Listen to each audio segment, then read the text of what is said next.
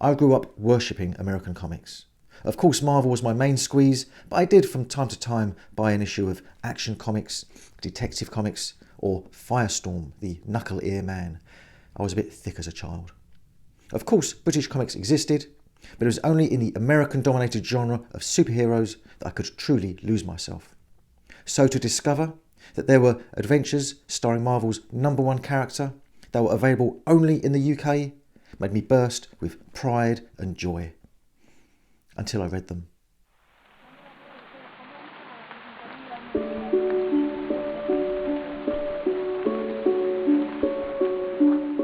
I've spoken before about Marvel UK's attempt to establish themselves as a permanent presence on the shelves of British newsagents. It was something of an uphill struggle. Permanence was a rare thing for a Marvel UK title. If it wasn't cancelled or merged into another comic after 12 or so issues, then it was rebranded in an attempt to reinvigorate the title, before being cancelled or merged into another comic. There were very few exceptions, rare comics whose lifespan could be counted in years instead of months. One was The Mighty World of Marvel, starting in October 1972 and lasting until the spring of 1983. This anthology comic was one of those predators who gobbled up other failing titles, such as The Planet of the Apes, Fury, and The Complete Fantastic Four. It wasn't immune from rebranding though, changing its title twice in its last few years before, being cancelled. Another title with a very similar life story was Spider-Man. Again, it absorbed various stablemates, and rebranding, oh my word, yes. It launched a few months after The Mighty World of Marvel in February of 1973 as the rather clumsily titled Spider-Man Comics Weekly.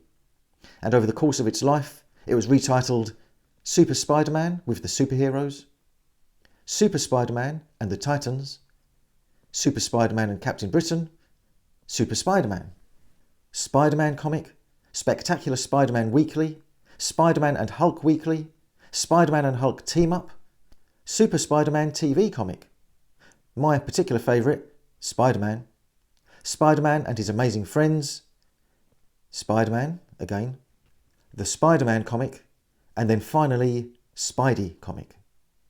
That's 14 name changes for just one series. This ephemeral marketing strategy seemed to work, as Webhead's Adventures became Marvel UK's longest running comic, lasting nearly 13 years before being cancelled, and then relaunched as Spider-Man and Zoids. As was usually the case with Marvel UK's output, Spider-Man's comic was all about reprints. Reprints of the title character and the Fantastic Four, or pretty much any Marvel team or character that you could think of. Original material was hard to come by. Captain Britain and the Zoids were original, and, incredibly, in the last year or so of its existence, we got an original Spider-Man story, exclusive to the UK, available nowhere else on Earth. Amazing. Who was behind this incredible event? Behind the not particularly exciting cover, which looks to me like a homage to Marvel Superheroes 377, we find the pencils of Barry Kitson. This was his first professional work, before making the inevitable move for a British comic book artist in the 1980s to 2000 AD, and then making a name for himself at DC. He returned to Marvel in the 21st century, where he worked on, among other things, The Amazing Spider-Man. The writer, and sometimes stand-in for Barry Kitson, was Mike Collins. He doesn't have a lot of credits, with most of his work being for British publications. And why did I say he was the sometimes stand-in for Barry? Because, as well as writing this story, he and Barry alternated art duties. So, on issues 608 and 610, Mike not only wrote the story, but provided the pencils too. Let's check out their work. So here we go, beginning a new chapter in the life of the Amazing Spider-Man. Really? Well, if it is a new chapter, it's not a very long one. We aren't in Britain, not yet anyway. We are still in New York. And Spidey's attention has been grabbed by what appears to be his spider signal, or a spider signal anyway. And things are already becoming a bit odd, because that signal is being shone by people who claim to be representatives from a British TV show that's called Saturday Starship. They explain that they are there to ask him to appear on the show. They say he has millions of fans back in the UK who would love to see him. He says he'll need to think it over, but he also says what a great idea that signalling device was. And they say they got the idea from an old TV show, a sort of distant cousin of Spider-Man's. Yeah, I get it. Over the next few days, he continues his usual crime-fighting antics in New York, including foiling a bank robbery, where he goes up against a gang of robbers. And he performs well against them, so we get a good little action sequence. But towards the end, he suddenly has help. Not that he wanted it. That help comes in the form of a brand new superhero, making his debut and final appearance in this issue. His name is Thunderclap, and his specific power is the ability to clap his hands together and create seismic thunderclaps. Just one of these claps takes all of the robbers out of the count. But, as Spidey points out, it probably also wiped out all the double glazing for the whole neighbourhood. And Spidey swings off, leaving Thunderclap to explain to the authorities about all the damage he's done. That night back at his apartment, he quickly falls asleep, but his dreams are dark and twisted. He sees his costume torn and tattered, his body rotted away. He sees new heroes ready to take his place on the crime-fighting circuit and also to steal his loves. Hold on. Felicia Hardy wouldn't touch Frogman with a barge pole. That's some twisted dream. His enemies look on and laugh. And somebody else, something else, is there, watching. The next day at the offices of the Daily Bugle, Peter discovers that Thunderclap blamed him for the carnage that he left in his wake. Jameson, of course, is happy to believe this, but not only that, but he says that Thunderclap is a great hero. Whilst Peter is busy seething about this, Robbie Robertson says that he has received a telex from Britain. A telex, remember those? The telex, as we can guess, is from a British TV company that wants Spider-Man to go over there and appear on their show. Jameson, rather conveniently, wants Peter to go to Britain and capture everything that Spider-Man gets up to over there. Even Robbie thinks it would be a good idea. With his recent irritations at the forefront of his thoughts, Peter also thinks it would be a good idea, and he agrees. Meanwhile, in London, in a pub called Ye Old King's Arms. Now that's a bit odd. That's the kind of name that an American writer would give a British pub. They seem to think that all British pubs have Ye Old in their name. They don't. I have never been in a pub with Ye Old in its name. And I can tell you, I've been in a few. Anyway, in Ye Old King's Arms, we meet our two antagonists. One of them is and will remain unnamed. The other one, Andrew Booth, is a former mercenary. We did like mercenaries in the 80s, didn't we? However, this guy is British, so for once he didn't fight in Vietnam. And you'll never guess where he did fight. It was in Angola. The unnamed antagonist even conjures up a visual flashback for us and Andrew Booth. We see him in Angola. We also see the explosion that shattered his body and destroyed his jaw. Now he has had the jaw replaced and his body repaired. And now he's the killing machine known as Assassinate. It didn't strike me as the sort to have a pun in his name. Actually, there aren't many characters that have numbers in their names, are there? Other than robots and the Mighty Four. The unnamed character tells Assassinate that he knows who caused that explosion, and he knows that he wants revenge. We aren't given the name, but Assassinate is, and he is keen to set out for revenge. We've got one last bit of business to deal with in New York. Peter has accepted the assignment to England, but what about his alter ego?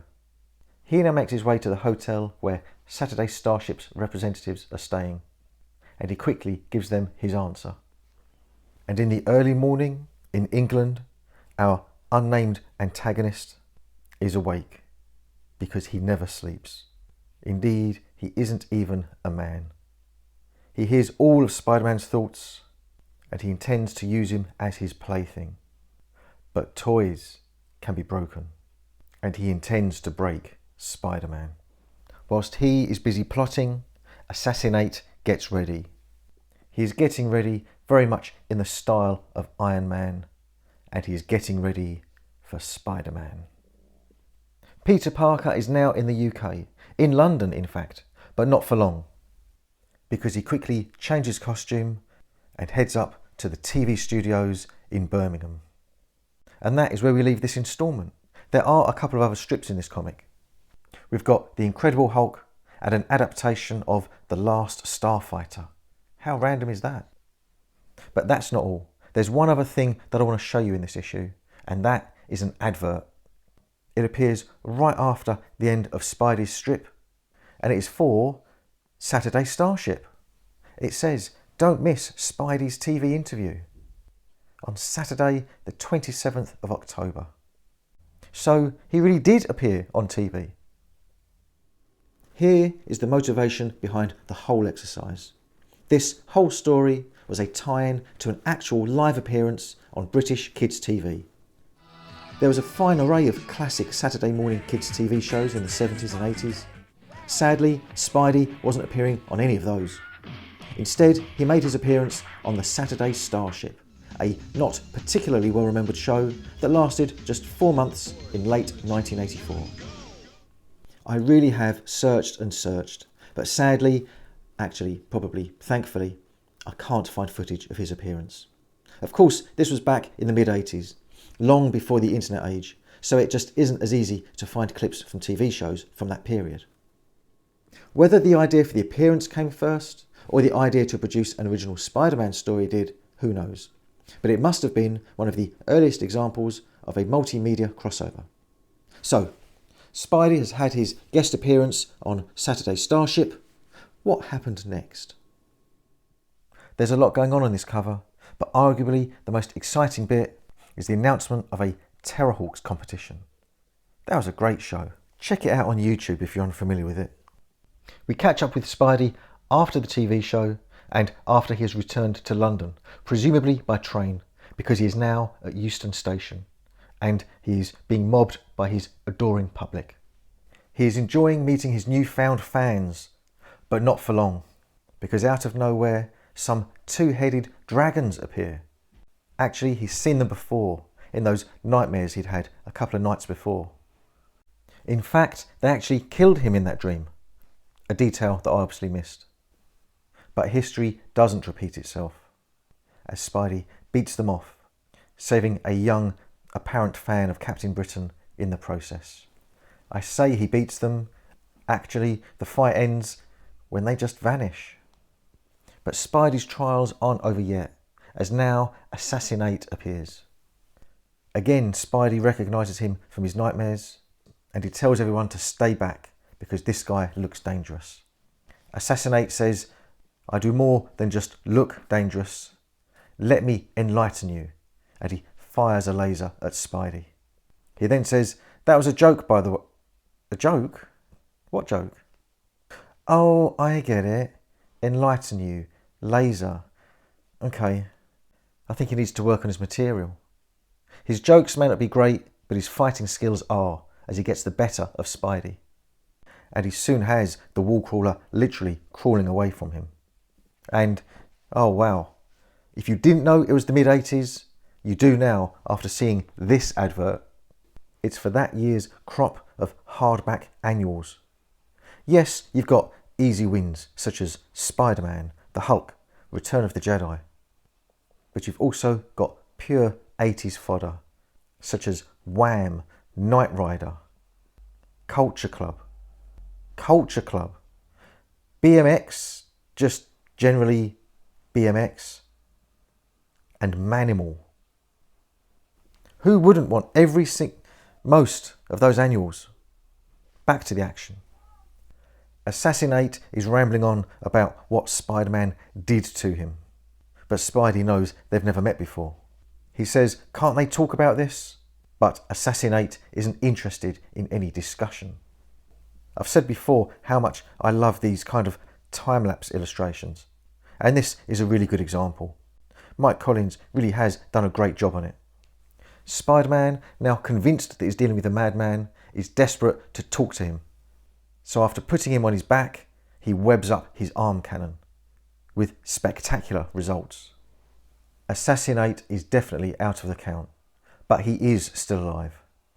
And that jaw really is over-engineered, isn't it? They could have easily taken the trap jaw approach, or even iron jaw. With the baddie dealt with, Peter visits the offices of the Daily Herald. Apparently that is the British affiliate of the Daily Bugle. However, the boss there is very different to J. Jonah Jameson. He loves Peter's work and asks if he wants to cover more jobs for them whilst he's in town. Do you know what this tale needs? A supporting cast. Not any longer it doesn't, because here they are. We've got Richard, the friendly sport correspondent, and Mei Ling, the WP operator. WP operator? Oh, word processor. Blimey. I remember when they were the future. Not anymore. Actually, Peter and May seem to hit it off. He points out that his aunt is called May. She points out that it's probably spelled differently. And Richard tells her that Pete's there covering the antics of that soft beggar in the blue tights. Is it Wonder Spider? Don't mess me around, Peter. You know full well what his name is, or don't you watch Saturday Starship? The authorities, meanwhile, had assumed that Assassinate was dead. They quickly discover how wrong they were, especially after he blasts two soldiers with the stump of his destroyed arm cannon. He has unfinished business. On a lighter note, Peter is loving life in England. He's hit the headlines in every newspaper, and they're all positive. There are also all those fans that he met after appearing on TV. He says he could really get to like this country. He likes Britain, and Britain seems to like him. Although we are reminded that there is someone in Britain who definitely doesn't. Peter has been known to hang out on the Statue of Liberty when he's in New York, but now he's in the UK. He's in London. There is no Statue of Liberty, but there is Nelson's Column. He's perched up there, soaking up the positive headlines that he's been creating, whilst recovering from his battle with Assassinate. But he is also recovering, and is meeting up with an underground techno whiz to get that gun arm of his replaced and upgraded. Whilst working on the new arm, the tech guy asks him why he has such a beef with Spidey. Now, we've already been told that Spider-Man was responsible for the explosion that injured Assassinate. Now he is even more explicit, as we are told that he set a landmine, and that is what blew away half of Assassinate's body in Angola. Now, the tech guy doesn't believe that story any more than we do, but he isn't stupid enough to say so. Things just keep getting better and better at the Daily Herald. First of all, the editor asks if they've paid Peter enough for the photos he gave them. And then Pete's kind of current romantic interest, Mei Ling, turns up. And the editor points out, well, here's someone we all appreciate. Hashtag me too. We then see the story be tied even more into the mainstream Marvel continuity, as Peter thinks that May is certainly attractive, but he already has his hands full with the Black Cat. We then get a page and a half of pure filler, as Richard takes Peter on a tour of the sights of London, until, that is, the inevitable happens. On his way back to the hotel, Spider-Man sees and foils a mugging, quite easily, naturally. As is usually the case, the muggers are wrapped up snugly in his webbing before the police arrive. Spidey has been in this kind of situation enough times to know how it unfolds, so he leaves just as the boys in blue arrive. They call out for him to stop, but he ain't waiting around. But then, elsewhere in town, he stumbles across them again. Their sirens are going, and again they want to speak to him, but again he isn't having any of it. It seems they are everywhere, so in an effort to get some respite, Spidey climbs to the very top of a building to hide out on the roof, only to find that there is already a police officer up there waiting for him. Who is this guy? Droopy? Do you know what? I'm a police officer. What would have been interesting is if this had turned out to be Inspector Di Thomas, Anyway, this officer explains to Spider-Man that his colleagues haven't been trying to arrest him, they've been trying to pass on a message from a terrorist. This terrorist is threatening to blow up the Thames flood barrier, and he wants Spider-Man to be the one to attempt to defuse the bombs. The Thames flood barrier was all the rage in the 80s, and actually it began operating the same year that this comic came out.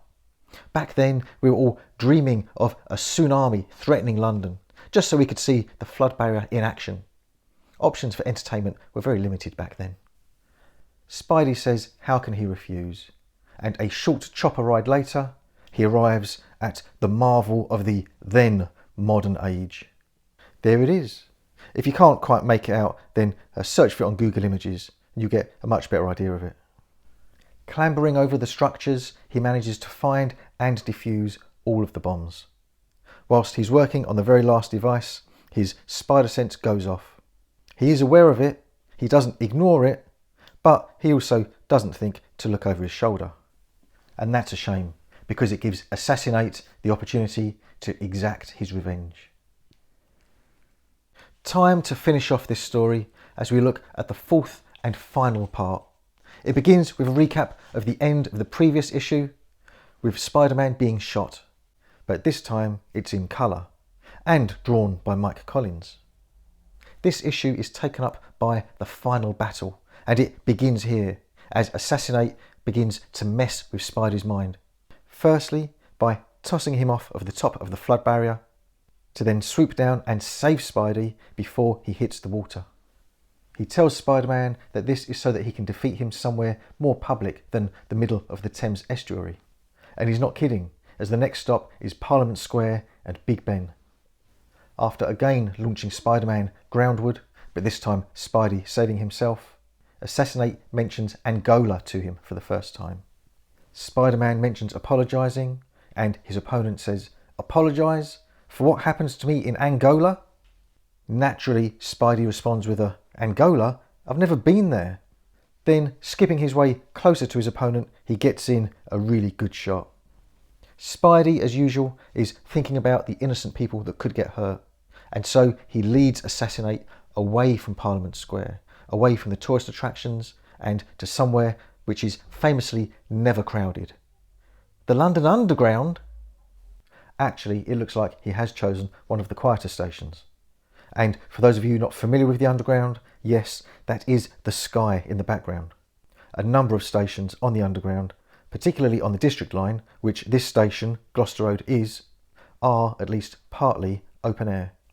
We then kind of go around in circles for a bit, as there's the usual to and fro of battle, and Assassinate goes on and on about how much he hates Spider-Man, how much he ruined his life, and how much he wants to kill him.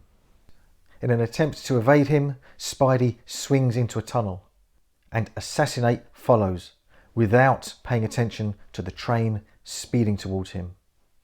The train itself doesn't kill him, but it does knock him over, so he touches the electrified rail. And oh boy, is he electrocuted. In fairness, I would say that the art in this issue is the best out of these 4 chapters. And that rendering of the demise of Assassinate, because that is what it was, is probably the best example. One of the bystanders confirms that with all the metal in his body, Spider-Man's attacker didn't stand a chance once he touched that live rail. As a forlorn Spider-Man leaves the Underground station, he is handed a newspaper by a vendor, with the front page headline again lauding Spider-Man's heroics. As he swings off, Spider-Man says it's time for him to be heading back home to America. But he's got a feeling that he's going to return someday. A feeling that the vendor, the sinister vendor, shares. The story isn't quite over yet, because on the flight on the way back to America, Peter thinks that despite all the things he's been through during his trip to the UK, he feels like it's just the beginning, like he's being prepared for the real fight. Something that, for us, is quickly confirmed, as we are told that the unnamed antagonist has found Spider-Man to be worthy of the tasks to come. God help Spider-Man. And then we get a nice little bit with Peter back in New York, back in his apartment, and watching the epitome of 80s TV, when he hears gunshots, and he is soon swinging off into the next issue's reprinted adventure. So there you have it, the whole sorry affair over with. As much as they teased this being the beginning of a much bigger storyline, that the unnamed villain would return and we would get an explanation as to why he hated Spider-Man so much, it never actually happened. Our Mystery Man, Assassinate, Mailing, and even Thunderclap were all instantly resigned to the history books. And not the popular history books either, the obscure ones that no one ever takes out at the library. But you know what? Despite this tale's failure to land, it wasn't the last original Spider-Man story. Almost exactly a year later, lightning struck a second time in the pages of Secret Wars featuring Zoids. This is issue 25 of Marvel UK's reprint series of the legendary event. By this point, the original Secret Wars was nearing its grand finale, and this series would soon change its name to Secret Wars 2 as it began the unenviable task of reprinting that series and all of its tie-ins under one title. This series already featured one original strip, the co-headlining Zoids, which would prove popular enough to spin off and co-headline another series, this time with Spider-Man. This particular issue had a third tale, one that featured the Wallcrawler. And what was the premise for this tale? Well, believe it or not, Spider-Man visits a kids' TV show. Inspired. The pencils were provided by our old friend Barry Kitson again, and even the inks were provided by the same inker as the last story, Mark Farmer.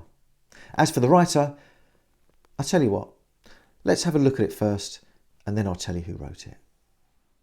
We are in the studio and behind the scenes of the Wide Awake Club.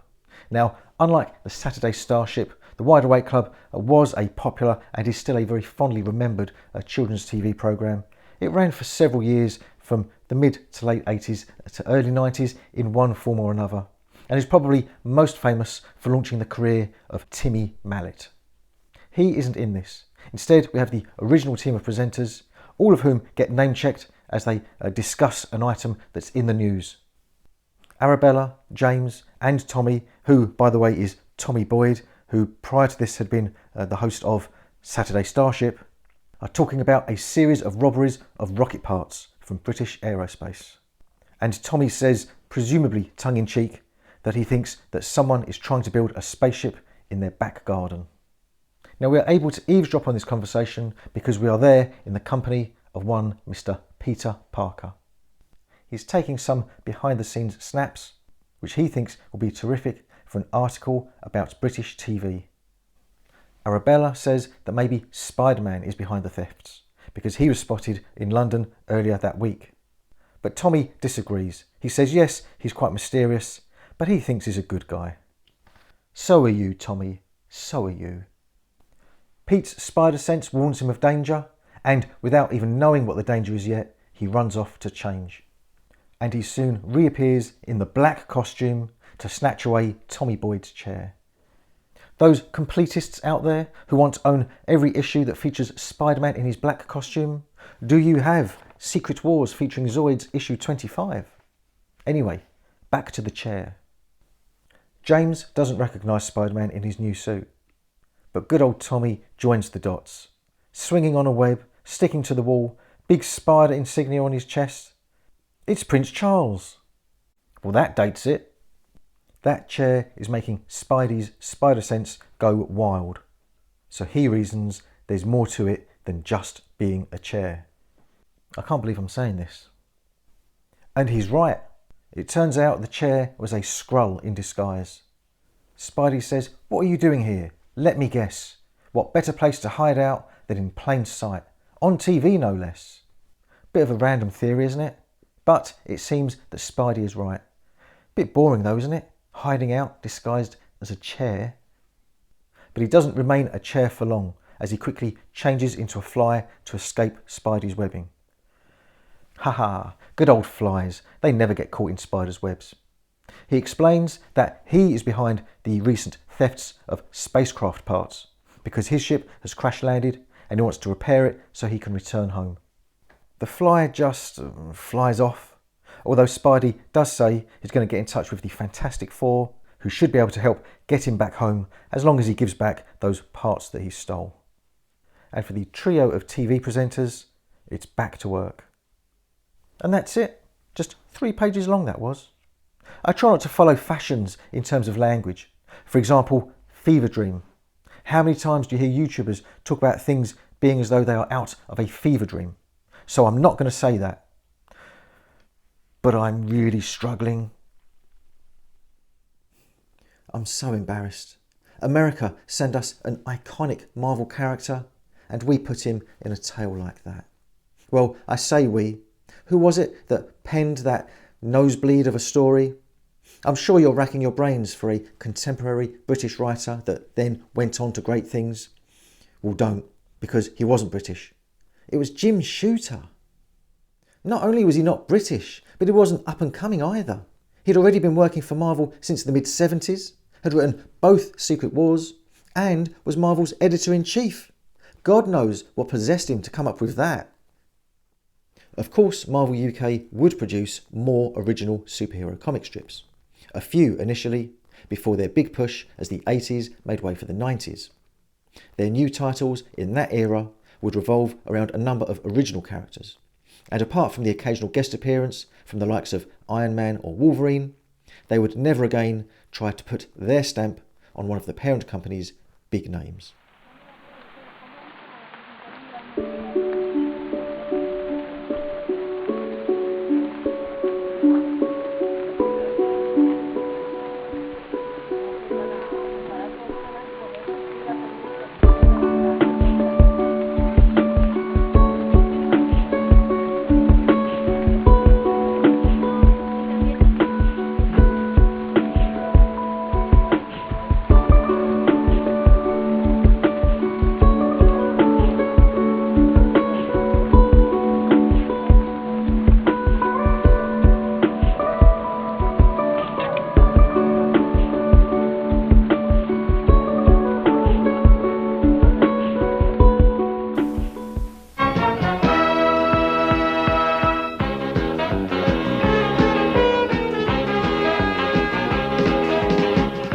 Spider-Man and his amazing friends, Iceman and Firestar.